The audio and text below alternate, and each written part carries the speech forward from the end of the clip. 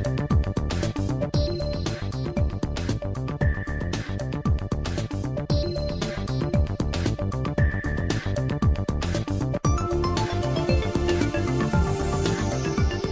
guztioi eta ongi etorri ez ohiko albiste honetara.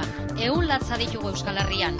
Lekitoko deabruak deitzen den talde satanikoa isua eta hondamena zabaltzen ari da. Donostia, Iruña, Bilbo, Baiona eta Gasteizko hiriburuak talde honen deabrukeria jasan ditu. Eta hori gutxi espalitz, orain herri txikietatik dabiltza, beraien sua eta oldarkeriarekin herritarren kontra. Gauzako beto zehazteko eta albistea bertatik bertara eramateko, Bilboko Lakasilla kalean, Xabier Elizburu korrespontsala dugu. Kaixo Edurne, hemen Bilboko Lakasilla kalean aurkitzenaz, jendea isututa korrika dabil ara eta ona. 500 metro ingurura ke izugarria ikusten da, eta musika teknoaren burrunta da antzematen da. Azken orduko albisteak dioten bezala, Lea Artibai, Busturialdea eta Mungialdeko eskualdetan sartzen hasiak dira. Hauek, talde handiaren aurretik doaz, inguruaren aztertzaile bezala.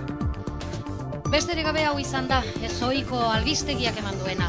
Hurrengo albistegi nagusian, albiste ikaragarri honen zehaztapen gehiago emango ditugu. Ondo izan eta kontu zibili.